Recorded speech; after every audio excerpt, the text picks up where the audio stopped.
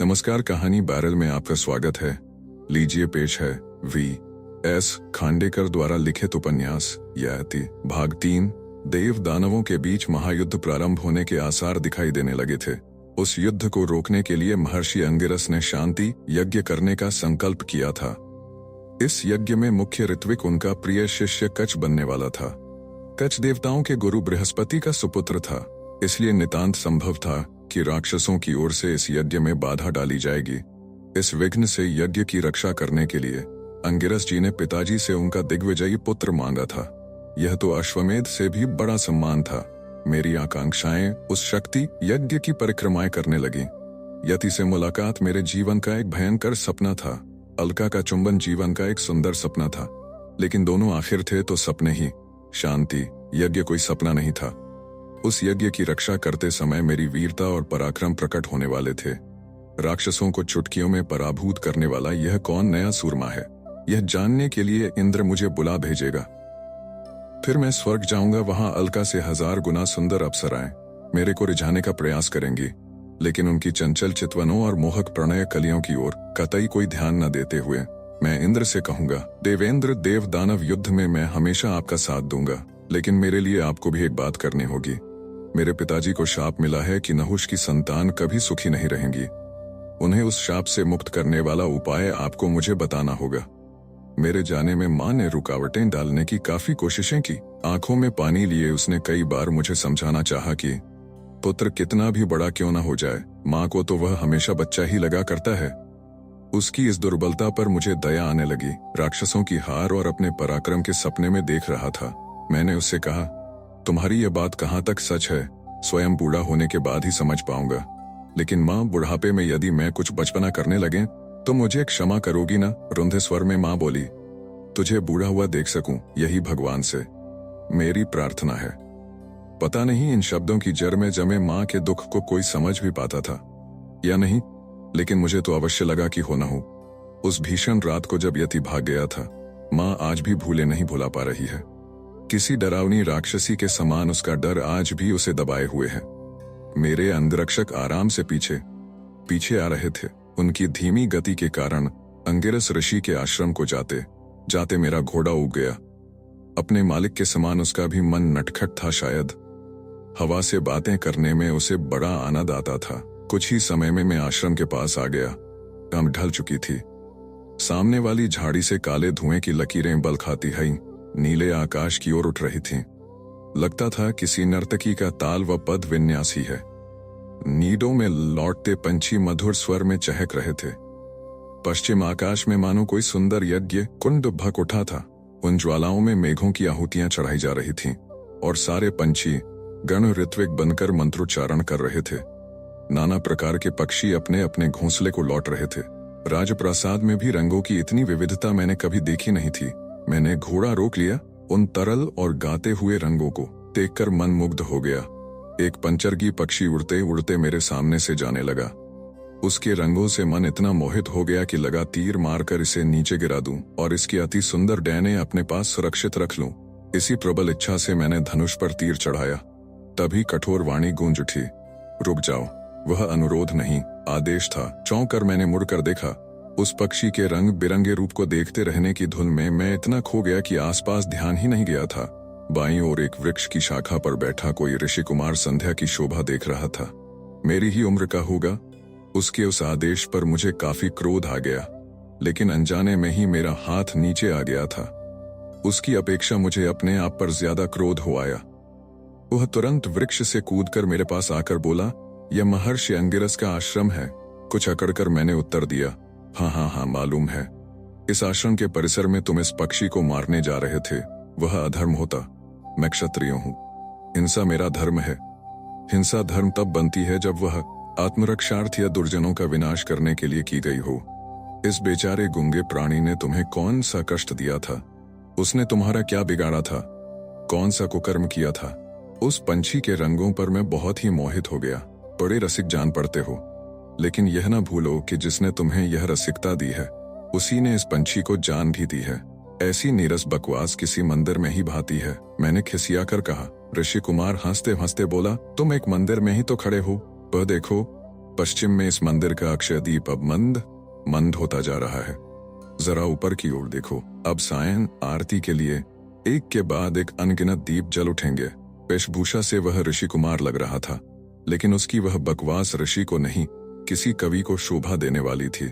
परिहास में मैंने कहा, कविराज, क्या आप घोड़े पर सवारी करना जानते हैं? नहीं, तो आप मृगया में क्या सुख है कल्पना ही नहीं कर सकते। किंतु मैं भी शिकार करता हूँ। किसका? दर्भों का। मेरे स्वर में परिहास कूट कूट कर भरा था। अपने शत्रुओं का। उसने अत्यंत शांत भाव से उत्तर दिया। वल्कल परिधान धारण करने वाले और पर्णकुटी में रहने वाले ऋषि कुमार के भी कोई शत्रु होते हैं। एक ही नहीं, अनेक। लेकिन शत्रुओं का मुकाबला करने के ये तुम्हारे पास शस्त्र कहाँ है? सूर्य और इंद्र से भी अधिक तेजस्वी घोड़ा मेरे पास। लेकिन अभी तो तुम कह रहे थे कि तुम्हें घोड़े पर बैठना नहीं आता। तुम्हारे घोड़े पर नहीं, लेकिन अपने घोड़े पर मैं हमेशा सवार रहता हूँ। बड़ा ही सुंदर और चंचल है मेरा घोड़ा, और भागता भी इतना तेज है कि कुछ पूछो मत। पलक झपकते ही पृथ्वी से स्वर्ग में जा पहुंचता है। वह ऐसे स्थान पर भी पहुंच जाता है जहां प्रकाश की किरण तक नहीं जा सकती। अश्वमेध के कई घोड़ों को उस पर निछावर किया जा सकता है। उसके बल पर आदमी नर से नारायण और देवता देव से महादेव बन जाया करते हैं। शायद उसकी बातें तिलमिला देने वाली थीं, लेकिन उनका अर्थ मेरी समझ में नहीं आ रहा था। गुस्से में अपने घोड़े को मैंने ऐंठ लगाई और उस उद्धत ऋषि कुमार से पूछा, कहाँ है तुम्हारा घोड़ा? वह मैं तुम्हें दिखा नहीं सकता, किंतु आठों पहर वह मेरे पास रहता है। मेरी सेवा में हमेशा एक चित्त होकर लगा रहता है, सजग रहता है। अरे भाई, तुम्हारे घोड़े का कोई नाम वाम तो होगा ना? अवश्य है। फिर बताते क्यों नहीं? क्या है उसका नाम? आत्मा। माँ ने मुझे बार बार जता भेजा था कि मैं आश्रम में अत्यंत विनम्र भाव से प्रवेश करूं। इसलिए मैं सेला आदि राजवस्त्र और अलंकार उतार कर पहले ही अंगरक्षकों के हवाले कराया था। मामूली सैनिक सा लगने के कारण ही उस ऋषि कुमार ने शायद मुझे पहचाना नहीं था। मैंने भी उसे कभी देखा नहीं था, फिर उसे पहचानता कैसे? सभी ऋषि और पहाड़ दूर से एक से ही लगते हैं। जटाजूट, यज्ञोपवीत, वल्कल, विभूति आदि वस्तुएं सभी ऋषियों में एक सी ही तो होती हैं। किंतु उस रात प्रार्थना के समय महर्षि अंगिरस ने जब हम दोनों का परस्पर परिचय कराया तो मैं सिटपिटा गया। वह ऋषि कुमार कच्छ था, देव, गुरु बृहस्पति का पत्र, शांति यज्ञ का एक प्रमुख ऋत्विक। मेरे सामने वह उम्र में भी छोटा ही लगता था। बहुत हुआ तो शायद ही मुझसे 1-2 वर्ष बड़ा होगा। मैं हैरान था कैसे इतनी कम उम्र वाले कच्छ को अंगिरस जैसे निःस्पृह महर्षि ने अपने यज्ञ का प्रमुख पद बहाल किया। सच ही तो है, प्रेम अंधा होता है। चाहे वह प्रेम एक माँ का अपने पुत्र से हो या एक महर्षि का अपने शिष्य से। अंगिरस जी द्वारा मेरा परिचय पाते ही कच्छ भी चकित रह गया। अभी शाम को ही तो हम दोनों में छोटी सी नोक हो गई थी। शायद उसी को याद करता हुआ कच्छ हंसते हंसते आगे आया और अभिवादन करते हुए बोला, युवराज, पता नहीं शाम को शायद मैं आपसे कुछ भला बुरा कह गया। गुरुजी की यह सीख कि सत्य बोलो, किंतु सुनने वाले को प्रिय लगे ऐसा बोलो। अभी मैं ठीक तरह से आत्मसात नहीं कर पाया हूँ। मेरे कहने का बुरा मत मानिए। मन का घोड़ा कब और किस विभीषिका से सहम कर बेकाबू हो जाएगा, कोई भरोसा नहीं। मुझे क्षमा कीजिए। मैंने भी उसे प्रति अभिवादन किया। आप भी मुझे क्षमा कर दें। शब्द मुंह में उठे तो लेकिन किसी तरह बाहर नहीं निकल पाए। हस्तिनापुर का युवराज एक ऋषि कुमार से क्षमा याचना करे, भला यह कैसे हो सकता था? अपने आप से ही कुछ बुदबुदाता हुआ कच्छ अग्निशाला से बाहर आया। मैं भी उसके पीछे ही था। कच्छ के शब्द मुझे सुनाई दे रहे थे। आत्मा वा अरे मंतव्य श्रोतव्य, आत्मा वा अरे निधिध्यासितव्य। हम दोनों को अलग अलग पर्णकटियों में ठहराया गया था।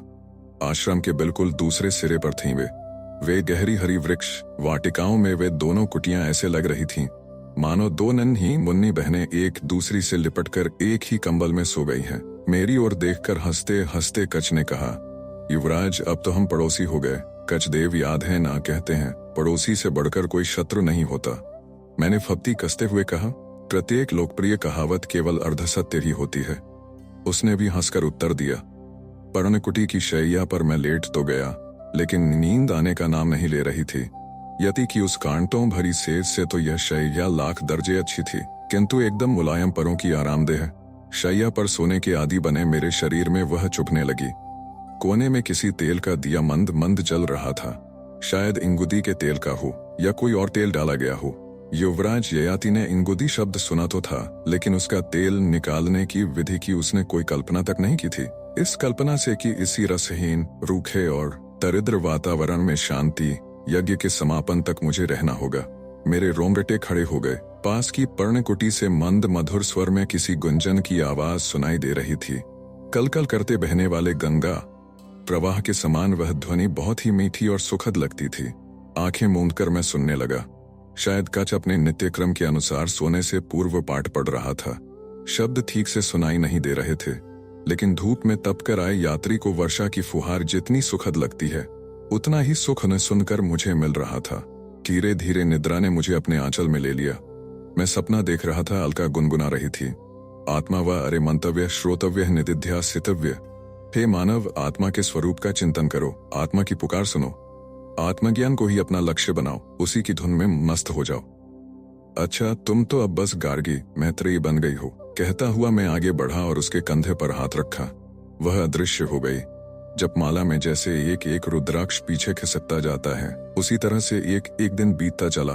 शरीर शिकायत करता रहा, लेकिन हर बार शरीर की किचर पिचर किसी न किसी आनंद में डूबकर रह जाने लगी। मंत्र घोष में झींगुरों की झींग झींग हो जाती है, वैसे ही हो सकता है इसका कारण शांति यज्ञ के लिए किए जा रहे काम थे, या महर्षि अंगिरस द्वारा मेरी प्रशंसा में यह कहते रहना था कि तुम यहाँ आए हो, यह बात राक्षसों को मालूम हो गई है, तभी यज्ञ में विघ्न डालने की हिम्मत वे नहीं कर पा रहे हैं।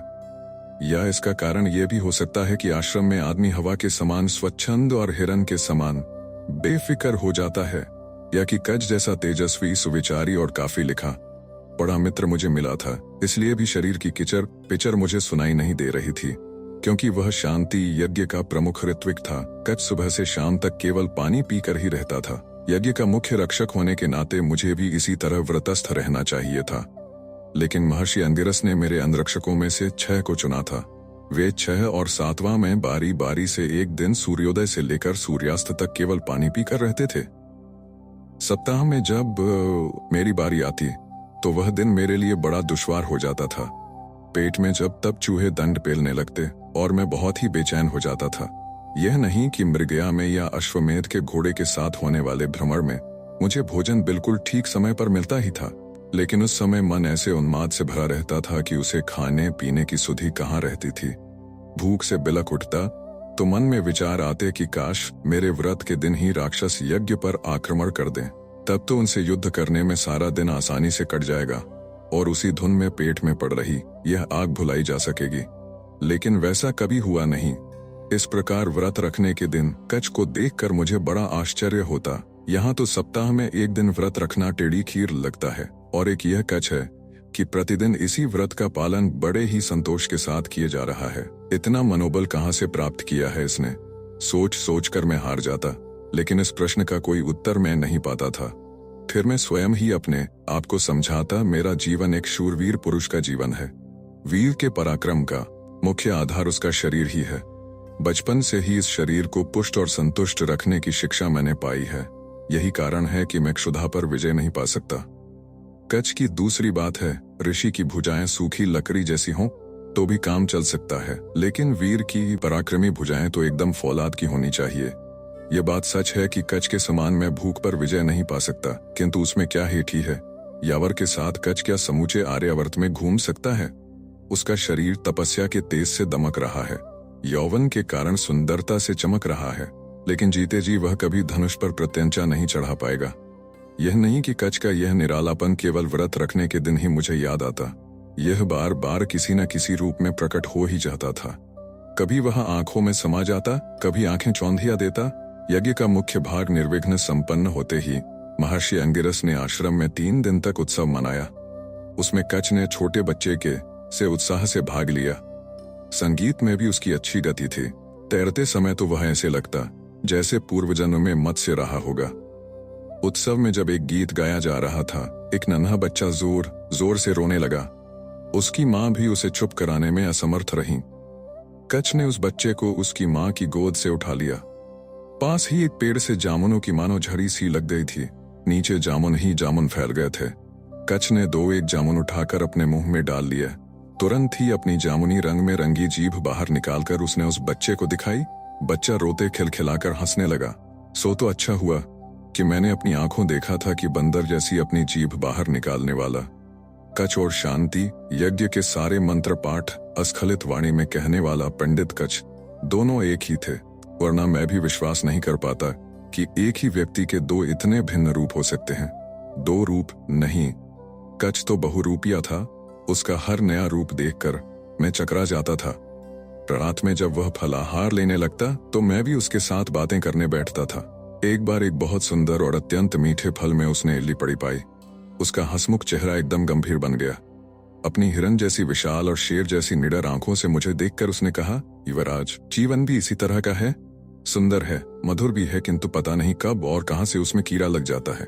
इतना कहकर वह रुका नहीं, वह चिंतामग्न हो गया। उसने कहा, इस संसार में मीठे फलों को ही कीड़ा लगने का खतरा अधिक रहता है। यह था उस चरण का भावार्थ। उस पंक्ति को कह चुकने के बाद वह रुका और जोर से हंसते हुए बोला, युवराज, श्लोक का एक चरण तो मैंने जैसे तैसे रच ही डाला, किंतु दूसरा चरण नहीं जम पा रहा है।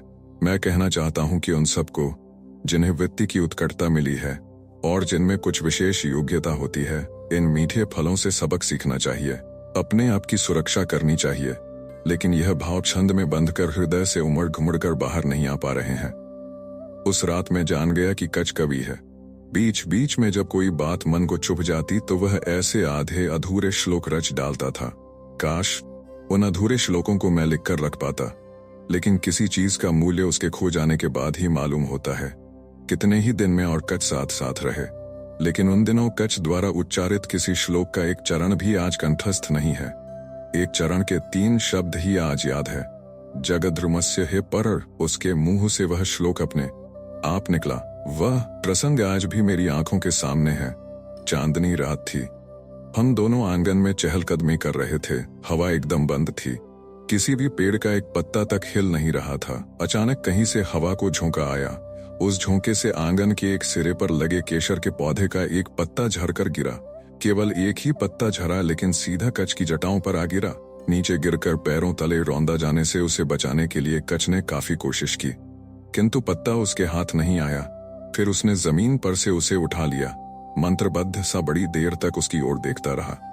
तभी जगद्रुमस्य हे परम होने वाला श्लोक उसके मुंह से निकला। श्लोक के आगे के शब्द आज मुझे याद नहीं है, लेकिन उसके भावार्थ को मैं कभी भुला नहीं सकता। आज भी उसका भावार्थ मेरे मन में गहरा अंकित है।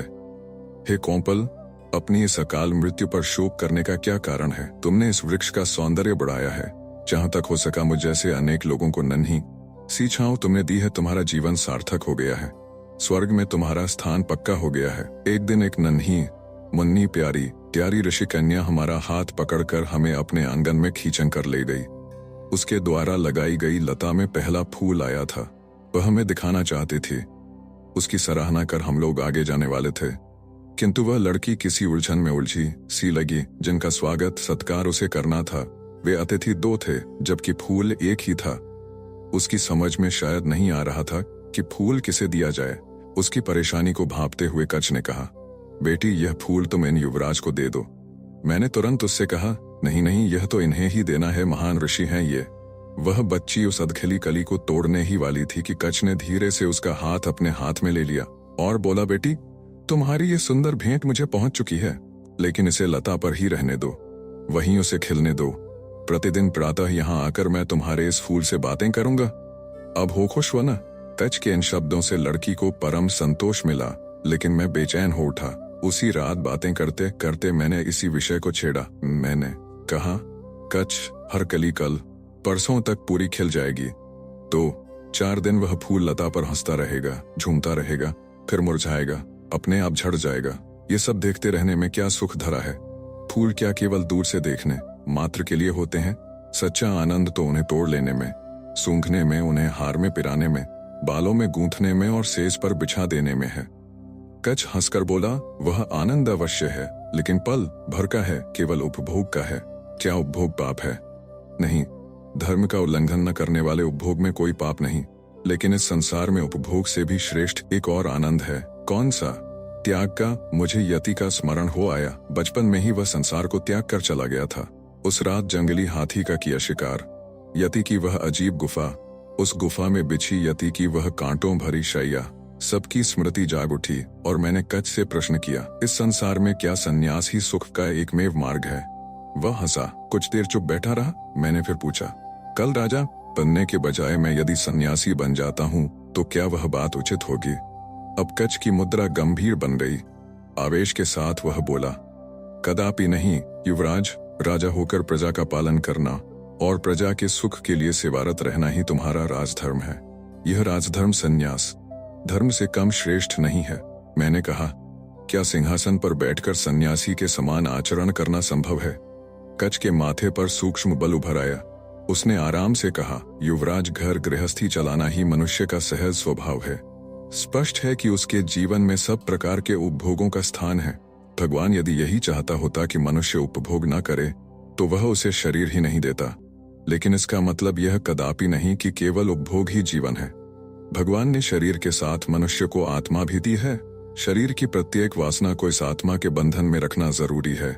इसलिए मनुष्य की आत्मा हमेशा जागृत रहनी चाहिए।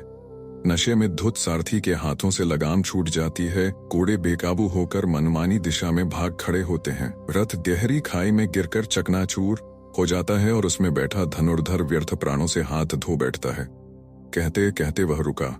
सिर उठाकर उसने एक बार तारों भरे आकाश पर दृष्टि डाली, फिर बोला, युवराज, मुझे क्षमा करें। इस तरह की कोई बात चल पड़ी ना तो मैं सुध-बुध खो बैठता हूँ। मैं तो जीवन मार्ग का एक राही हूँ। इस मार्ग में पड़ने वाले पहाड़ों और खाइयों, जंगलों, झंखाड़ों, नदी नालों आदि से अभी मैं गुजरा नहीं हूँ। अभी मैंने जो कुछ कहा वह निरा किताबी ज्ञान है। उसमें व्यावहारिक अनुभव की कमी है। लेकिन बृहस्पति जैसे पिता, अंगिरस जैसे गुरु के सानिध्य में मैं जो कुछ सीख पाया हूँ, जो थोड़ा बहुत चिंतन मैंने किया है, उस सब का सार यही है। वह सुंदर फूल देखकर मैं हर्षाया। उस बच्ची को दिए हुए वचन को मैं निभाऊंगा। उस फूल को देखने से आंखों को जो सुख मिलेगा वह मैं प्रतिदिन लूंगा। वह जब पूरा खिल जाएगा तब उस लता के पास जाकर मैं उसको सूंघूंगा, लेकिन मैं उसे तोड़ूंगा कभी नहीं। आज केवल सुगंध की तृष्णा में एक फूल तोड़ लिया तो कल उसी सुख के लिए कई फूल तोड़ने को मन करेगा। फिर दूसरे के फूलों का अपहरण करने की लालसा भी मन में प्रबल हो उठेगी। अपहरण जैसा कोई अधर्म नहीं है। मुझे लगा वह बस ऐसे ही बोलता चला जाए और मैं उसकी बातें सुनता रहूं, लेकिन उसकी वाणी की मधुरता के कारण ही मुझे ऐसा लगता था। वैसे उसकी सारी बातें तोता रटंत सी प्रतीत होती थीं, किसी पोथी पुराण की बकवास लगती थीं। उसे रोकते हुए मैंने पूछा, क्या एक शंका उपस्थित कर सकता हूं? अवश्य कीजिए, लेकिन एक बात ध्यान में रहे कि आपके जैसा मैं भी एक अनुभवहीन युवक हूं। जीवन का रहस्य हमेशा गुफा में छिपा होता है। हम लोगों ने अब जाकर कहीं उस गुफा में केवल प्रवेश ही पाया है। भीतर के अंधेरे में हम कुछ भी नहीं देख पा रहे हैं। हम में से प्रत्येक को वह रहस्य स्वयं ही खोज निकालना पड़ेगा। ये सब रहने दो। मेरी शंका बस इतनी ही है, 4 दिन बाद वह फूल अपने आप मुझ जाएगा। फिर आज ही उसे तोड़ लेने, सूंघ लेने, यही नहीं मसल भी डालने में क्या हर्ज है? इसमें किसी का क्या बिगड़ने वाला है? किसी को क्या हानि होने वाली है? ऐसा करने से क्या कम से कम क्षण भर के लिए मैं उस सुगंध के उन्माद में जी नहीं सकूंगा? कच्छ मेरे इस प्रश्न का सीधा सा उत्तर नहीं दे पाया, लेकिन अपनी हार भी उसे स्वीकार नहीं हो सकी। उसने कहा, हाल ही में मैंने सुना है कि दैत्यों के गुरु शुक्राचार्य ने बड़ी उग्र तपस्या कर संजीवनी विद्या प्राप्त कर ली है। उस विद्या के बल पर मृतकों को फिर से जिलाया जा सकता है। यदि मैं उस विद्या को प्राप्त कर सका तो निश्चय ही मुआ जाने वाले फूलों को फिर से प्रफुल्लित करने के लिए उसका उपयोग करूंगा। कच्छ छोटे बालक जैसी बातें कर रहा था। ऐसी बातें उसने केवल इसी समय की हों यह भी नहीं, और भी कई बार वह इसी तरह बोला करता था। उसकी बातें मुझे तनिक भी अंजती नहीं थीं। देव दानवों में छोटी छोटी लड़ाइयां कई वर्षों से होती आ रही थीं। शुक्राचार्य द्वारा संजीवनी विद्या प्राप्त कर लेने के कारण अब उन छोटे मोटे संघर्षों और लड़ाइयों का रूपांतर घमासान युद्ध में होना अटल था। संसार को इस भीषण अपापत्ति से बचाने के लिए अंगिरस जी ने इस शांति यज्ञ का आयोजन किया था। उधर इंद्रादि देवता युद्ध की तैयारियों में लगे थे और उसी समय देवगुरु का यह पुत्र इधर शांति यज्ञ की पुरोहिताई करने यहाँ आया था। वह हमेशा कहा करता, देव विलासिता के अंधे उपासक हैं, दैत्य शक्ति की अंधी उपासना करते हैं। ये दोनों उपासक जगत को सुखी बनाने में असमर्थ हैं। ये युद्ध भी कर लें तब भी उस युद्ध से कुछ भी निष्पन्न नहीं होगा। बड़े ही अजीब थे उसके विचार। मैं उसके इतने पास रहा, हमारी इतनी घनिष्ठता हो गई, लेकिन उसके मन की थाह में कभी पा न सका। कभी तो वह यति से 100 गुना समझदार लगता, कभी पागल से भी गया बीता। उसकी कई कल्पनाएं एकदम स्वप्नवत प्रतीत होती थीं, लेकिन एक बात निसंदेह सच थी, अब शीघ्र ही हम दोनों बिछुड़ने वाले थे। इस विचार से एक अजीब धड़कन में अनुभव करने लगा था। किंतु प्रत्यक्ष में बिछोह अनपेक्षित ढंग से आ गया। उत्सव की तीसरी रात हस्तियानापुर से अमात्य का संदेश लेकर एक दूत आ पहुंचा। पिताजी अचानक बहुत रुग्ण होकर मृत्युशैया पर पड़े थे। मुझे तत्काल लौट जाना जरूरी था। समझ में नहीं आया कि क्या करूं, अतः महर्षि अंगिरस के पास गया। उन्होंने अतीव ममता से मेरी पीठ पर हाथ फेरते हुए कहा, युवराज, तुरंत लौट जाओ। यहाँ की कोई चिंता अब मत करना। यज्ञ का मुख्य भाग तो तुमने संपन्न करा ही दिया है। धर्म सेवा की भांति पितृ सेवा भी तुम्हारा कर्तव्य है। मैंने भक्तिभाव से अंगिरस जी को प्रणाम किया। वात्सल्य भरी दृष्टि से मुझे देखते हुए उन्होंने कहा, युवराज, मैं तुम्हें सुखी रहो ऐसा आशीर्वाद नहीं दे रहा हूँ। मानवीय मन और जीवन का ताना बाना विलक्षण ढंग से बुना गया है, इसीलिए कई बार सुख की खोज एक मरीचिका की खोज मात्र हो जाती है। इतनी तपस्या करने के बाद भी मैं अभी तक यह पहेली सुलझा नहीं पाया हूँ कि सुख दुख की छाया है या दुख की परछाई। तुम भी इसे बूझने के झंझट में न पड़ना। तुम्हें राज्य करना है। धर्म, अर्थ और काम ही तुम्हारे मुख्य पुरुषार्थ हैं, लेकिन अर्थ और काम बहुत ही पैने तीर हैं। विनय ही रूपवती स्त्री की शोभा है। उसी प्रकार अर्थ और काम भी धर्म के साथ रहें, तभी सुंदर लगते हैं। और धर्म भी आखिर क्या है? जिस तरह के व्यवहार की आशा मैं इस दुनिया से करता हूँ, उसी तरह का व्यवहार उसके साथ करने की श्रद्धा का ही नाम धर्म बुद्धि है। इस धर्म बुद्धि का प्रकाश जीवन में तुम्हें हमेशा मिलता रहे, यही मेरी कामना है। माँ अपने बच्चे को जिस तरह सहज ममता से उपदेश किया करती है, ठीक वही भावना महर्षि अंगिरस के प्रत्येक शब्द से प्रकट हो रही थी। वे शब्द मेरे कानों में घुसते तो थे, लेकिन मन की गहराई में नहीं उतर पाते थे। पिताजी की गंभीर बीमारी का समाचार सुनते ही मन उचट सा गया था। अनेक अवांछनीय कल्पनाएं मन में कोहराम मचा रही थीं। कातर वेला में बांस के जंगल से कराहती बयार की आवाज सुनकर सहमे हुए बच्चे जैसी ही मेरे मन की स्थिति हो गई थी। उस बयार की बेढंगी आवाज में नाग की फुफकार सुनाई देने पर जैसी मनस्थिति हो सकती है, वैसी ही अवस्था अब यति द्वारा बताए गए शाप का स्मरण होने पर मेरे मन की हो गई। पिताजी को क्या शाप मिला है? कहीं उसी शाप के कारण तो वे आज मृत्युशैया पर नहीं पड़े। उस शाप के निवारण का क्या उपाय है? मुझसे रहा नहीं गया। डरते सहमते मैंने अंगिरस जी से पूछा, मैं आपसे पूछना चाहता हूँ, क्या पिताजी को कभी किसी ने कोई अभिशाप दिया है? उनके चेहरे पर अवसाद फैल गया। कुछ क्षण स्तब्ध रहने के बाद भारी स्वर में उन्होंने उत्तर दिया, हाँ। वे फिर रुके। अब उनका चेहरा पहले जैसा प्रसन्न दिखाई देने लगा। कहने लगे, युवराज, उस शाप से इतना डरने की क्या आवश्यकता है? सच पूछो तो इस संसार में आने वाला हर व्यक्ति शापित ही होता है। हर व्यक्ति। मेरा स्वर कातर हो गया था। उस कातरता से मैं स्वयं ही डर गया। उन्होंने हंसते हंसते कहा, मैं कछ, तुम्हारा पिता हम सब अपनी जगह एक तरह से शापित ही हैं। किसी के मार्ग में पूर्वजन्म के कर्म रोड़ा बन जाते हैं, किसी को माता पिता दोनों के दोषों को भुगतना पड़ता है, कोई अपने ही स्वभाव के कारण दुखी होता है, तो किसी को परिस्थिति की श्रृंखलाओं में बंध कर जीवन का पथ तय करना पड़ता है। तो क्या जीवन भी एक अभिशाप ही है? नहीं नहीं, जीवन तो एक वरदान है, दिव्य वरदान है। वह परमात्मा की असीम कृपा का प्रसाद है। जीवन को एक अभिशप्त वरदान ही समझो। तो क्या केवल इस अभिशप्त जीवन को अनुभव करने के लिए ही मनुष्य इस संसार में आता है? नहीं, अंगिरस जी ने गंभीरता से कहा, लेकिन तुरंत ही वे मुस्कुराए। उनकी वह मुस्कुराहट शरद की चांदनी सी लगी मुझे। तो मानव जीवन का उद्देश्य क्या है? इस अभिशाप से मुक्ति पाने का प्रयत्न करना। ये आती अन्य प्राणियों में शारीरिक सुख दुखों के परे की बातों को अनुभव करने की शक्ति नहीं होती। वह केवल मनुष्य को ही प्राप्त ईश्वरीय देन है। इसी अनुभूति के बल पर मनुष्य पशु कोटि से ऊपर उठ पाया है, संस्कृति के दुर्गम पर्वत पर आरोहण करता चला आ रहा है। आज नहीं तो कल वह उस पर्वत की चोटी पर पहुंच जाएगा। तब इन सभी अभिशापों से उसका जीवन मुक्त हो जाएगा। एक बात कभी न भुलाना, शरीर सुख मानव जीवन का मुख्य निकष नहीं है। आत्मा का संतोष ही वह निकष है। कुछ रुककर वे फिर कहने लगे, मैं भी क्या पागल हूँ, बिना अवसर ही तुम्हें ब्रह्म ज्ञान पढ़ाने लगा। ठीक ही तो कहा है कि क्षत्रिय का तीर तरकश और ब्राह्मण की जिह्वा सदैव सिद्ध रहते हैं। तुम बिल्कुल निश्चिंत होकर हस्तियानापुर जाओ। तुम्हारे पिता के स्वास्थ्य के लिए मैं निरंतर प्रार्थना करता रहूंगा। जाओ, तुम्हारी यात्रा में कोई विघ्न न आवे। शिवास्ते पंथा न संतु। हस्तिनापुर पहुंचने तक कच और अंगिरस जी के दार्शनिक विचारों का साया मेरे पर छाया हुआ था। उस साए में सांझ की धूसरता थी और उस समय की रमणीयता भी। लेकिन नगर में कदम रखते ही वह सुंदर साया एकदम कहीं खो गया और उसकी जगह सारी राजधानी पर छाई चिंता की काली छाया ने ले ली।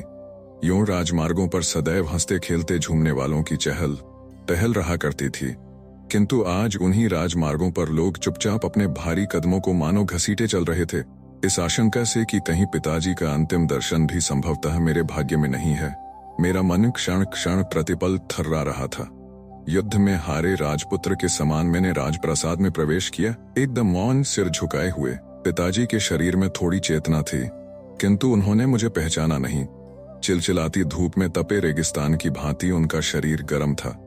निर्जन मरुभूमि में आधी रात साए साए करते रहने वाली हवा के समान वे अनाप शनाप बोलते रहे थे। उन्हें सन्निपात हो गया था। माँ, राजवैद्य, वृद्ध, अमात्य, दास, दासियां, सबकी मुद्राओं पर भय और दुख का साया छा गया था। मैं पलंग पर पिताजी के सिरहाने की ओर बैठ गया। पिताजी, पिताजी, पिताजी कहकर कई बार मैंने पुकारा। वो कुछ बुदबुदाए, लेकिन मेरी एक भी पुकार का उत्तर उन्होंने नहीं दिया, मानो वे हमारे इस संसार में ही नहीं थे। उठकर मैं उनके पैरों की ओर बैठ गया। धीरे धीरे मैं उनके चरणों पर हाथ फेरने लगा, किंतु मेरे स्पर्श को भी वे पहचान नहीं पाए। मेरी आंखें भर आईं। पिताजी के चरणों पर मैं अपने आंसुओं का अभिषेक करने लगा। अमात्य उठकर मेरे पास आ गए। अपना कृश हाथ मेरे कंधे पर रखकर बड़ी ममता से वे मुझे महल के बाहर ले गए।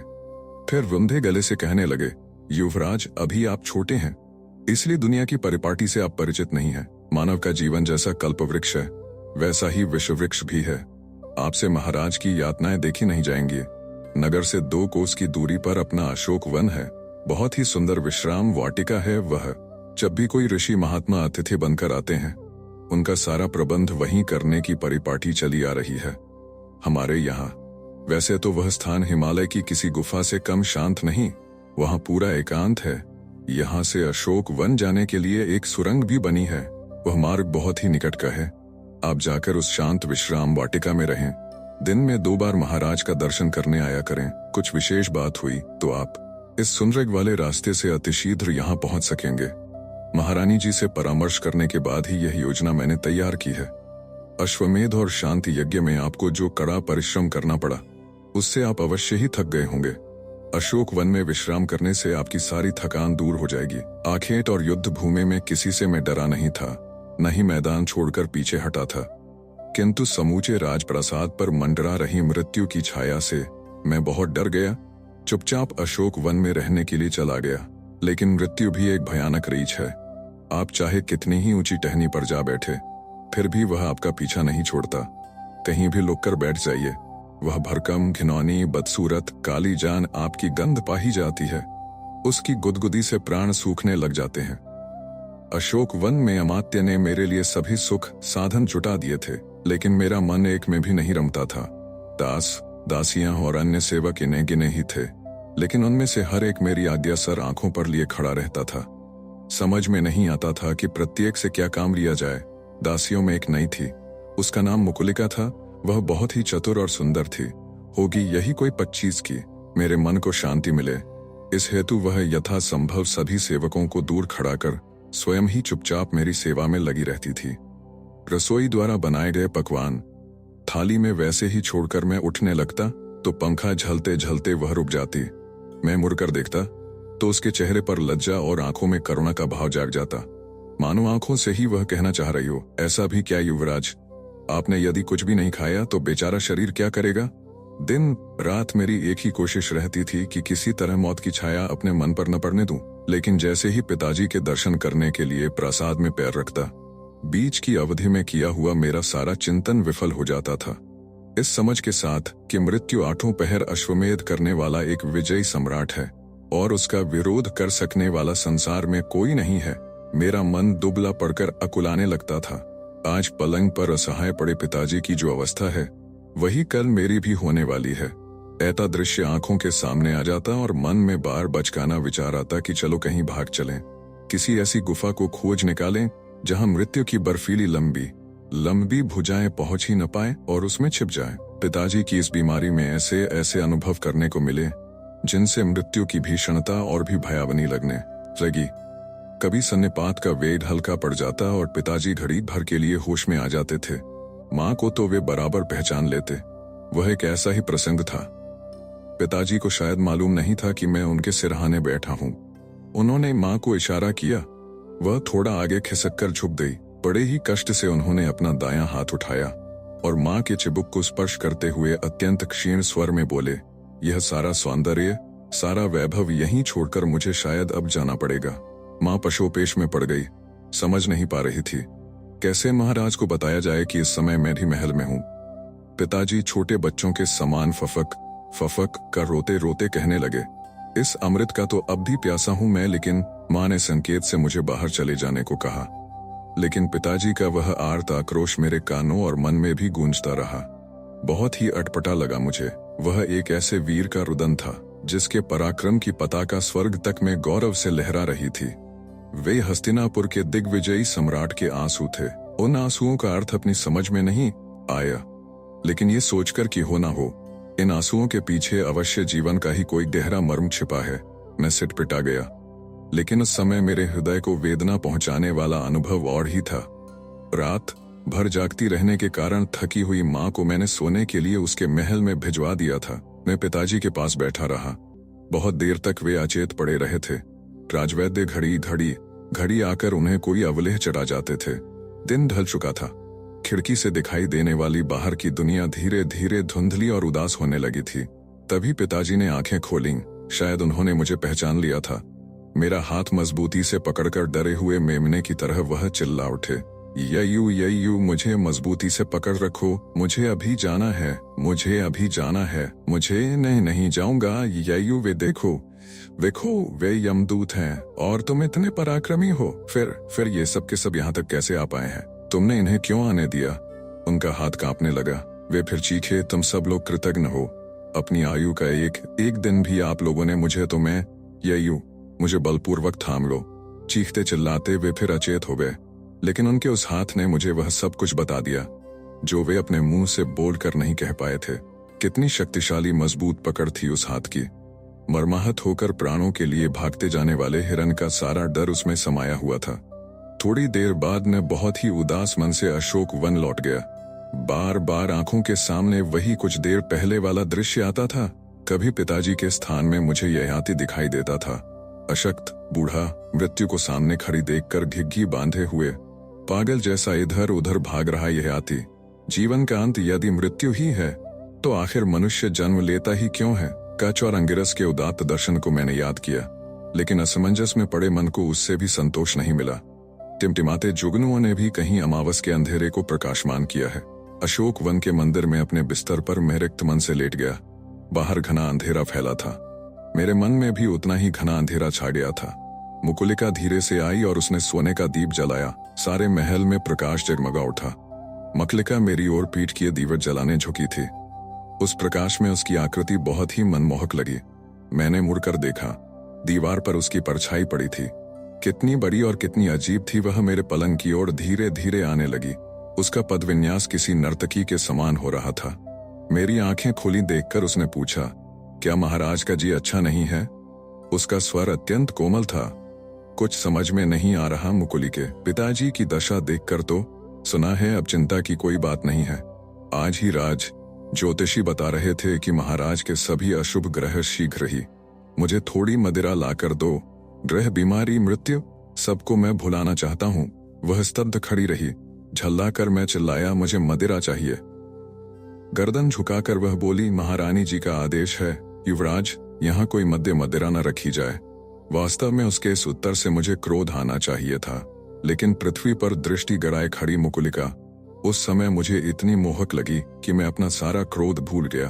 अनिमिष नेत्रों में उसे समाने लगा। मैं सोचा, काश मैं चित्रकार या शिल्पकार होता। स्त्री क्या स्वभाव से ही अंतर्ज्ञानी होती है, या अपनी सुंदरता और सामर्थ्य का भान उसे सदैव रहता है।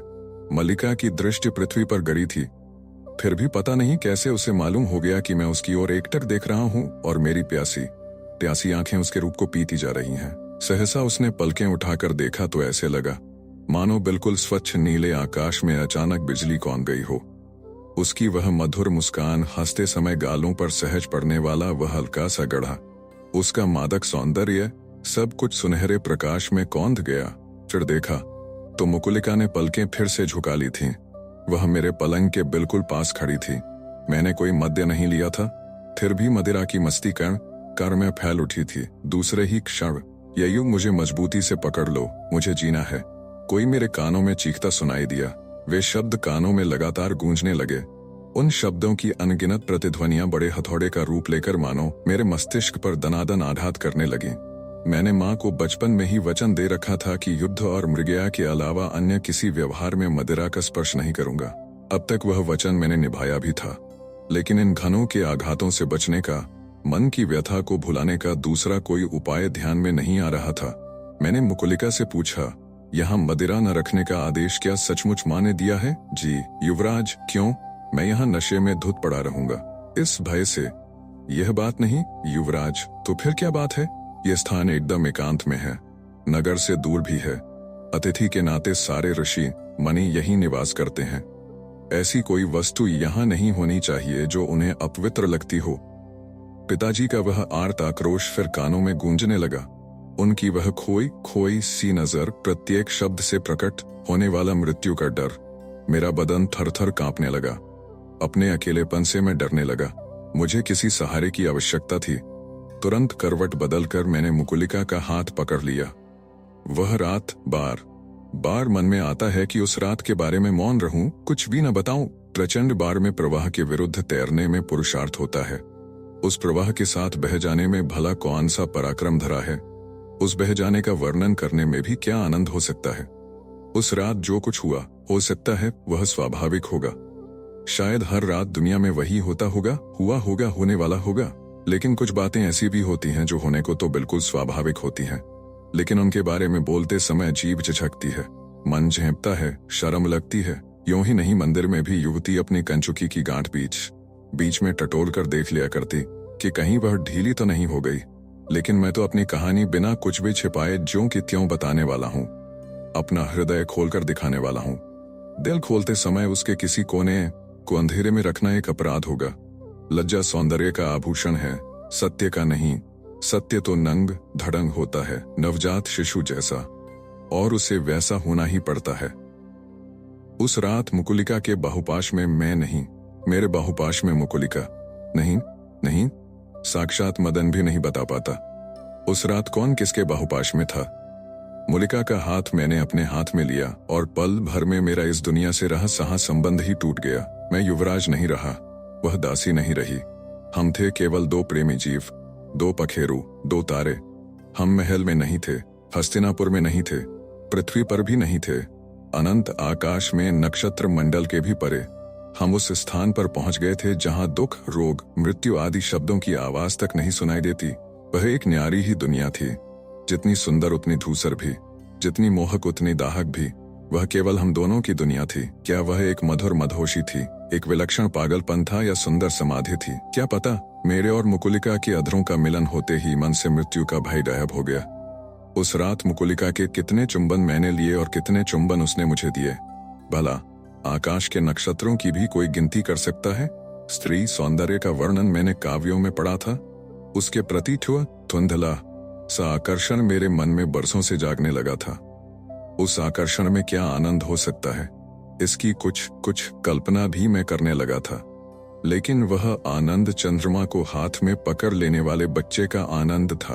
उस रात मैंने पहली बार अनुभव किया कि सुंदर युवती का सहवास कितना नशीला होता है। उसके रोम रोम से क्षण क्षण प्रतिपल स्वर्गीय सुख की कैसी फुहारें उठती हैं, उछलती हैं। इस अनुभव की मस्ती में चूर हो गया था मैं। उस मदहोशी से मुझे पक्षियों की चहचहाहट ने जगाया। आंखें खोलकर मैंने सामने की खिड़की से बाहर देखा। प्राची के महाद्वार से सूर्य का रथ तेजी के साथ बाहर निकल रहा था। उसके पहियों से उठी सुनहरी धूल मन को मोह लेती थी। मैं पलंग पर उठकर बैठ गया। इसी शैया पर कल रात मैं कितनी व्याकुल मनस्थिति में आकर लेट गया था। लेकिन वही शैया, वही महल, वही दीवारें, वही पलंग, खिड़कियों से झांकने वाली वही लताएं, एक ही रात में मानो पुनर्जन्म के बाद एकदम बदली सी लगने लगी थी। अब हर चीज मेरे अंग प्रत्यंग में ठाठे मार रहे, आनंद को बढ़ा रही थी। वृक्ष अब ज्यादा हरे हो गए थे, पंछियों का गायन अधिक मधुर हो चला था। महल की दीवारें संसार का अत्यंत अद्भुत रहस्य देखने के आनंद में एक दूसरी की ओर आंखें मिचकाकर देख रही थीं। यह देखने के लिए कि मैं जाग गया हूं या नहीं, मुकुलिका द्वार धकेलकर भीतर आई। पास आकर उसने पूछा, रात में नींद तो अच्छी आई ना? मैंने सोचा था मेरे सामने आते ही वह तनिक शर्माएगी, मेरी नजर से नजर मिलाते समय पल भर के लिए पशोपेश में पड़ जाएगी, लेकिन वह तो इतनी शांति के साथ सारे व्यवहार करने लगी मानो रात में कुछ हुआ ही नहीं था। जो कुछ हुआ था मात्र एक सपना था। जाग जाने के बाद सपने किस काम के। मुकुलिका कितनी कुशल अभिनेत्री थी। रात में उसने प्रेयसी की भूमिका अदा की थी, लेकिन अब उतनी ही कुशलता से दासी की भूमिका निभा रही थी। समझ में नहीं आ रहा था उसके प्रश्न का क्या उत्तर दूं। वह हौले से मुस्कुराई। चितवन को बहुत ही मधुर भंगिमा में नचाकर उसने मेरी ओर देखा। मुंह हाथ धोने का सामान लाने के लिए वह जाने लगी। उसके पृष्ठभाग को देखकर रात की स्मृतियां फिर जाग उठी। अनजाने में मेरे मुंह से निकल गया, मुकुलिका। वह रुकी। तनिक बल खाते हुए पीछे मुड़कर उसने देखा। फिर वह फुर्ती से लौट आई। पलंग के पास आकर पूछा, युवराज ने आवाज दी मुझे? मैंने उसे आवाज दी तो थी, लेकिन किस लिए मैं स्वयं ही नहीं जानता था। मैं स्तब्ध रह गया। तुरंत हाथ जोड़कर अत्यंत विनीत भाव से उसने कहा, क्या मुझसे कोई भूल हो गई? भूल तुमसे नहीं, मुझसे हुई है। तुम्हारे भीतर आते ही मुझे चाहिए तो यह था कि तुम्हें इस तरह खींचकर अपने पास बिठा लेता, लेकिन उसके बजाय तुम्हें दासी का काम करने में जुटाना चाहता था। कुछ ऐसा ही कहूं, लेकिन बात मन ही में रही। मैं बोला, कुछ भी नहीं। मेरा इस तरह चुप रहना उसके लिए एक पहेली बन गया। तनिक कातरता से बोली, महाराज नाराज हो गए हैं? दासी से? नहीं तो। बस यही एक शब्द मेरे मुंह से निकल पाया। आगे कहने वाला ही था पगली कहीं की, लेकिन तभी मुकुलिका की मातहत एक दासी जल्दी से भीतर आई। मेरा कलेजा धक से रह गया। जागने के बाद से एक बार भी मुझे पिताजी की याद भी नहीं आई थी। आदमी भी कितना आत्म लंपट होता है। अपनी कृतघ्नता पर मुझे खेद होने लगा। वह दासी अमात्य द्वारा भेजा गया एक पत्र लेकर आई थी, सो देकर चली गई। वह पत्र कच का था। एक ऋषि कुमार उसे लेकर मध्यरात्रि में हस्तिनापुर पधारे थे। युवराज, आपके पीछे पीछे मुझे भी आश्रम छोड़कर जाना पड़ रहा है। हम सभी ने मिलकर शांति यज्ञ तो संपन्न किया, किंतु उस यज्ञ के पवित्र कुंड की अग्नि का विधि पूर्वक विसर्जन होने से पहले ही देव दानव युद्ध का दावानल भड़क उठा है। दैत्यों के गुरु शुक्राचार्य द्वारा संजीवनी विद्या प्राप्त किए जाने की बात तो हम लोग यहाँ रहते थे तभी सुन चुके थे। उस विद्या के बल पर समर भूमि में मारे जाने वाले राक्षस सैनिकों को वे बार बार जीवित कर लेते हैं। अब अपनी हार को अटल जानकर देवता निराश हो गए हैं। अब क्या किया जाए, किसी की समझ में नहीं आ रहा है। युद्ध को मैंने हमेशा निंदनीय और निषिद्ध माना है, चाहे वह दो व्यक्तियों में हो, दो जातियों में हो या दो शक्तियों में। आदिशक्ति द्वारा रचा गया यह संसार कितना सुंदर और समृद्ध है। क्या प्रत्येक व्यक्ति यहाँ सुख से जी नहीं सकता? मुझ जैसे बावले का तो यही स्वप्न रहा है। पता नहीं वह कभी सच होने वाला भी है या नहीं। आज तो यह सोचना एक ख्याली पुलाव ही है। स्पष्ट है इस युद्ध में देवता पक्ष हारने वाला है। अपनी शक्ति की हार खुली आंखों देखना कितना कठिन है। मैंने सोचा इस हार को टालना अपना कर्तव्य है। सारी रात पर्णकुटी के आंगन में इधर से उधर टहलता रहा हूँ। आकाश में तारे झिलमिला रहे थे, लेकिन मेरा मन अंधेरे से भर गया था। मन की इस बेचैनी में क्या बताऊं तुम्हारी कितनी याद आई। आखिर मुंह अंधेरे कल्पना सूझी नहीं, मन में प्रस्फुरित हुई। कवि को काव्य किस तरह सूझता है मैंने अनुभव किया। देवता पक्ष को संजीवनी विद्या प्राप्त हो जाए तभी उसकी हार टल सकती है, किंतु तीनों लोकों में वह विद्या अकेले शुक्राचार्य को ही अवगत है। किसी को शिष्य बनकर उनकी सेवा में जाना चाहिए और वह विद्या हस्तगत कर लेनी चाहिए। देवताओं में से कोई ऐसा साहस करेगा, ऐसा नहीं लगता। इसलिए विश्वपर्वा के राज्य में जाकर इस विद्या के लिए शुक्राचार्य का शिष्य बनने का मैंने निश्चय किया है। वहां क्या होगा कैसे बता सकता हूँ। शायद मेरा उद्देश्य पूरा हो जाएगा। शायद अपने ध्येय की पूर्ति के लिए मुझे अपने प्राणों से हाथ भी धोना पड़ सकता है। महर्षि अंगिरस जी ने क्या मैंने आपसे बताया था कि वे हमारे ही कुल के हैं? मेरे इस विचार को आशीर्वाद दिया है। आशीष देते समय उन्होंने सहजता से कहा, जन्म से तुम ब्राह्मण हो। अध्ययन, अध्यापन, पठन, पाठन, यज्ञ, याग तुम्हारा धर्म है। विद्या प्राप्त करने तुम जा तो रहे हो, लेकिन तुम्हारा यह साहस किसी ब्राह्मण से अधिक क्षत्रिय को ही शोभा देने वाला है। मैंने कहा, युवराज ययाति यहाँ होते तो उन्हें साथ लेकर ही मैं राक्षसों के राज्य में जाता, वीरता का काम उन्हें सौंप देता और विद्या प्राप्त करने का दायित्व अपने पर ले लेता। अंगिरस जी के सामने मैंने कहा तो नहीं, लेकिन उनके उन उद्गारों से मेरे मन में एक नया विचार आ गया। प्रत्येक वर्ण यदि अन्य वर्गों के गुणों को आत्मसात कर लेता है तो क्या हानि हो सकती है? अनेक नदियों का जल मिलाकर ही तो हम अपने आराध्य देवता का अभिषेक किया करते हैं। युवराज, शांति यज्ञ के निमित्त हम निकट आए। समान आयु के होने के कारण हम में मित्रता बढ़ी। आपकी स्नेहमयी स्मृति मेरे मन में सदा जागती रहेगी। संजीवनी विद्या प्राप्त कर यदि मैं सकुशल लौट आया तो कहीं न कहीं आपसे भेंट अवश्य होगी। कुछ ग्रहों की युति जल्दी हो जाया करती है, कुछ की काफी देर बाद। आज नहीं कह सकता हम दोनों फिर कब मिलेंगे, लेकिन मिलेंगे अवश्य, और उस समय धर्म का, दुनिया में जो जो मंगल है उसका समर्थन करने वाले पुण्यश्लोक राजा के नाते अपने मित्र को मैं कसकर गले लगा सकूंगा। आज तो मैं इसी सुख स्वप्न में मस्त हूं। और क्या लिखन, हृदय की भावना व्यक्त करते समय वेद भी अधूरे पड़ जाते हैं। आचार्य जी ने आपको अनेक आशीष भेजे हैं। भगवान उमा शंकर से प्रार्थना है कि महाराज नहुष शीघ्र ही पूर्ण स्वास्थ्य लाभ करें। अरे हाँ, एक बात लिखना तो भूल ही गया। अपनी वह नन्ही मुन्नी बालिका, वही जो असमंजस में पड़ गई कि एक फूल दोनों को कैसे दे, यह जानकर कि मैं आश्रम छोड़कर जा रहा हूँ फूट फूट कर रो रही है। उसकी लता पर अब फूल ही फूल खिले हैं। लता फूलों से जैसे लद गई है। बालिका परेशान है कि अब कौन उनकी सराहना करेगा। मैंने उससे कह दिया है कि युवराज ययाति फिर से शीघ्र ही तेरे आश्रम आएंगे, केवल तुम्हारे इन फूलों को देखने के लिए ही नहीं बल्कि उन्हें सूंघने के लिए भी। कच का पत्र पढ़कर मेरी अवस्था बहुत ही विचित्र हो गई। किसी चोर की भांति मैं चुपचाप पलंग पर बैठ गया। मन विषाद से भर गया। कच अपने पक्ष के लिए प्राण न्यौछावर करने के लिए कटिबद्ध हो गया था, और मैं, पिताजी आखिरी सांसें गिन रहे हैं। मुझे इसका होश तक रात में नहीं रहा। सुख की खोज करते करते सुंदर खुशबूदार फूल क्या केवल दूर से देखने के लिए ही होते हैं? उन्हें संग लेने में कौन सा पाप हो जाता है? मुकुलिका मुझे सुंदर लगी, और मैंने क्या पाप किया है? कल रात क्या मैं कोई पाप कर्म कर बैठा? पाप की कल्पना से मन छटपटाने लगा। मधु का आस्वाद लेते लेते छत्ते से मधुमक्खियां मानो भिनभिनाती निकल पड़ें और सारे शरीर पर जोर जोर से डंक मारती जाएं। पलंग से उठते मैंने मुकुलिका से कहा, रथ तैयार करने के लिए कह दो। क्या ऐसे ही चले जाएंगे आप? कहाँ? नगर जाऊंगा, पिताजी का दर्शन करने, माँ के चरणों की धूल माथे पर लगाने। थोड़ा जलपान, बीच में अपना मुंह मत मारो। दासी से उपदेश सुनने की आदत नहीं है हमें। और देखो, शाम मैं यहाँ वापस नहीं आ रहा हूँ, प्रासाद में ही रहूंगा। लेकिन क्या? अमात्य ने आज्ञा दे रखी है हम सभी सेवकों को कि युवराज दिन रात अशोक वन में ही रहेंगे, और सभी सजग रहें कि उन्हें पूरा विश्राम मिले और हर तरह से उनका मन प्रसन्न रहे। ठीक है, मैंने सुन ली। वह तो शाम को विश्राम के लिए मैं नहीं आऊंगा। पिताजी के स्वास्थ्य में रत्ती भर भी सुधार नहीं हुआ था। दिन में वे सकते में पड़े रहते थे, शाम को बात जोर पकड़ता तो बड़बड़ाने लगते थे। कभी संगत, प्राय असंगत। महल में जाकर मैंने उनके चरण छुए और उदास मन से माँ के महल की ओर मुड़ा।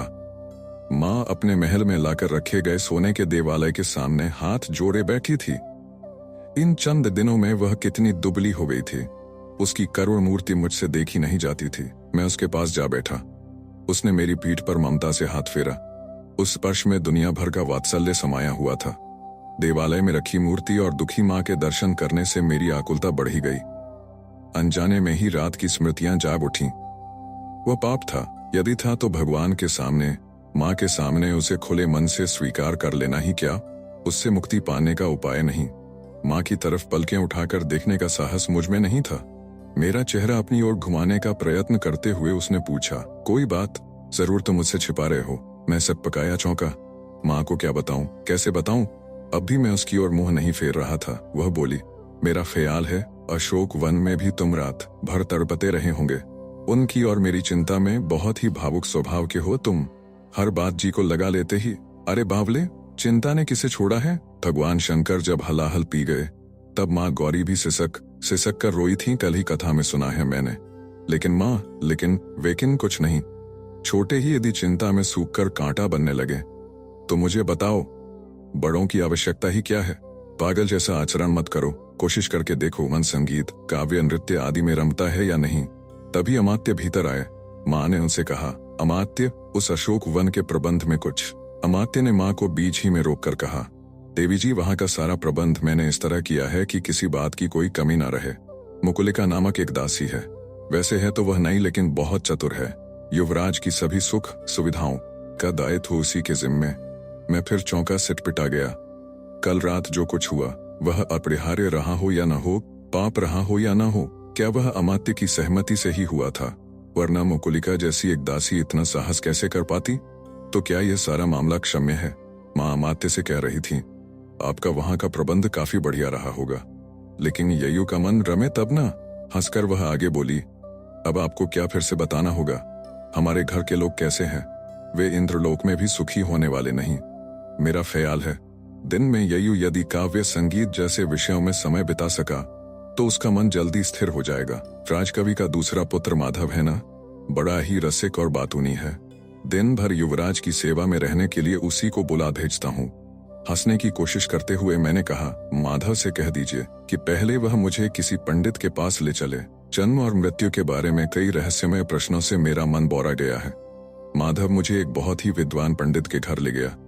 उनके बारे में कई किंवदंतियां प्रचलित थीं। मार्ग में चलते चलते माधव एक एक कर मुझे सुनाने लगा। पूर्णिमा और अमावस्या को ही वे घर के लोगों के साथ भोजन करने बैठते। बाकी दिन उनकी परोसी हुई थाली उनके अध्ययन कक्ष में ही भेज दी जाती। उन्हें तो इसकी सुधि नहीं रहती थी कि थाली बुधवार की है या बृहस्पतिवार की। हिमालय की पहाड़ियों के समान उनके कमरे में पोथियों के ढेर लगे रहते थे। उन ऊंचे ढेरों में से बचने वाली खुली जगह पर ये महाशय पालथी मारकर ऐसे बैठते थे जैसे पहाड़ियों की गुफाओं में रहने वाले कोई ऋषि महात्मा हो। एक आषाढ़ की अमावस को ठीक आधी रात में कोई चोर उनके आंगन में आया। उस समय पंडित जी किसी श्लोक के एक शब्द के प्रक्षिप्त होने के संदेह से उसकी व्युत्पत्ति ढूंढ निकालने के लिए कमरे भर में छितरी पोथियां खोज रहे थे। हाथ में दिया लेकर मध्यरात्रि में घूम रही, दाढ़ी बड़ी हुई, बहुत ही कृश पंडित जी की आकृति देखकर चोर को लगा कि अवश्य ही वह कोई भूत पिशाच है। वह डर गया और उल्टे पांव भाग गया। पंडित जी राजसभा में किसी विशेष समारोह के लिए ही जाते थे। वहां नृत्य गायन शुरू हुआ कि सिर लटकाए कोई श्लोक बुदबुदाते बैठे रहते थे।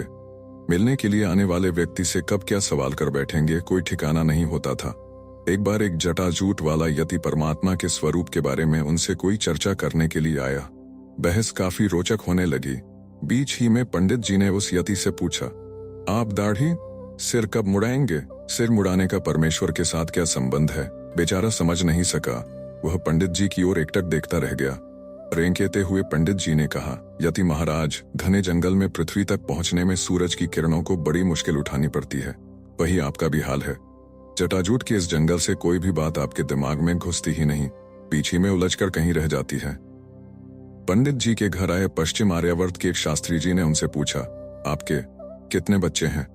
उन्होंने तपाक से उत्तर दिया, मुझे नहीं पता, मेरी धर्मपत्नी से पूछिएगा। ऐसी बातों में बर्बाद करने के लिए मेरे पास समय नहीं है। लेकिन हर बच्चे के नामकरण के समय बच्चे का क्या नाम रखा जाए, इस प्रश्न को लेकर पंडित और पंडितानी जी में जमकर ठना करती थी। बेचारी पंडितानी की इसी एक मामले में पति के सामने एक भी नहीं चलती थी। पंडित जी की पुत्रियों के नाम थे माया, मुक्ति, प्रकृति, तिक्षा। एक पुत्र का नाम उन्होंने नियम रखा। पत्नी ने हाथ जोड़ते हुए कहा, ऐसा भयंकर नाम न रखिए। लेकिन पंडित जी भला कहाँ मानने वाले थे। उन्होंने यह कहकर कि यह तो यम, नियम में से आया यम है, पंडितानी को चुप करा दिया। बच्चा 5-6 वर्ष का होकर बाहर के बच्चों साथ खेलने लगा। प्रत्येक लड़का उसे उलाहना देकर चिढ़ाता, क्यों बे यम, तेरा भैंसा कहाँ है? आखिर हारकर बेचारा यम रुआंसा हो गया और उसने अपने पिताजी के पैर पकड़कर अनुरोध किया कि जैसे भी हो उसका नाम बदल दें। माधव को रसीली वाणी की देन मिली थी। उसने ये सारे किस्से इतने चटपटे बनाकर सुनाए कि हंसी को रोकना असंभव हो गया। विद्वान लोग विक्षिप्त हुआ करते हैं। बुद्धि की अलौकिकता के साथ ही उनकी वृत्ति प्रवृत्तियां भी लोक विलक्षण होती हैं। इसलिए उनके किस्से सुनाते समय हर कोई अपनी ओर से मिर्च मसाला लगाकर कहने की होड़ सी लगाता है। मैं जानता था कि पंडित जी के बारे में फैलाई गई ये किंवदंतियां भी इसी तरह प्रचलित हो गई होंगी। पता नहीं माधव द्वारा बताए गए इन किस्सों में सच्चाई कितनी थी, लेकिन उसकी रसविंदनी बातों में मेरा मन अवश्य ही रम गया। मन पर छाई बदली छट गई। पंडित जी ने अपने अध्ययन कक्ष में ही मेरा स्वागत किया। वहां पड़े पोथियों के ढेर और उनके पन्ने को बिल्कुल आंखों के पास ले जाकर पढ़ने वाले पंडित जी की कृष्ण मूर्ति को देखकर मुझे बरबस यति की गुफा और यति की याद हो आई। पंडित जी से बातें प्रारंभ होते ही मैं समझ गया कि यह कमरा ही उनकी असली दुनिया है।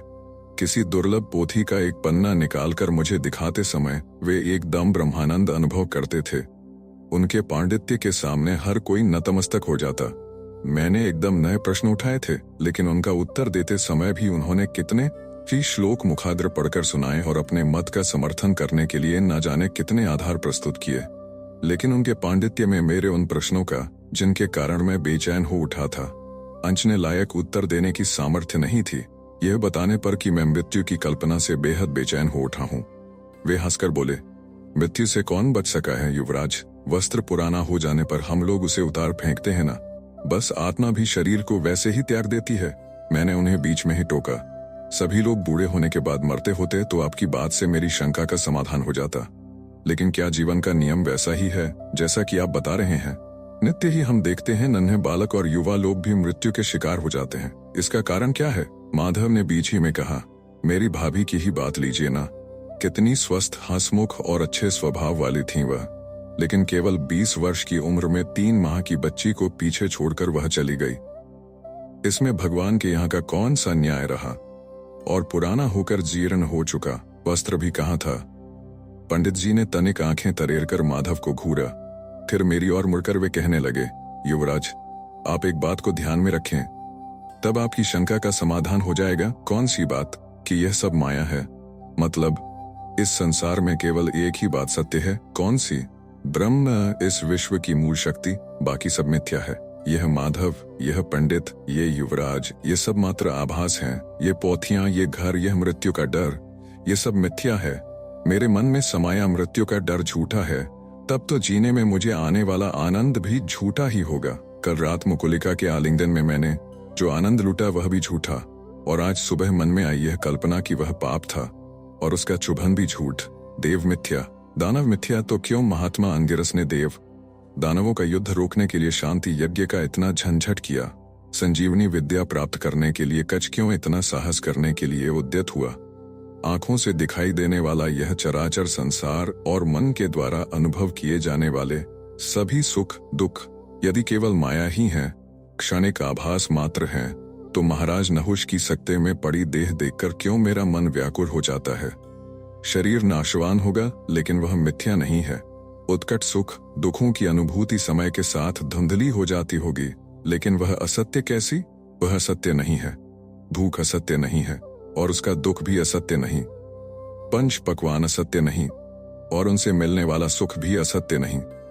पंडित जी ने अनेक पोथियों से श्लोक निकाल कर मुझे सुनाए, उनकी सुंदर व्याख्या की, लेकिन उस प्रचंड बाढ़ में भी मैं सूखा ही रहा। पाप, पुण्य, प्रेम, वासना, मन को बेचैन करने वाले न जाने कितने ही प्रश्न लेकर मैं उनके पास आया था, लेकिन वे सारे प्रश्न पूछ लेने में भी क्या धरा था। माधव ने बहुत ही आग्रह किया। उसका मन रखने के लिए मैंने तय किया कि दोपहर का भोजन उसके साथ उसके घर पर करूं और 2-4 घड़ी वहीं गप कर फिर राजप्रासाद लौट जाऊं।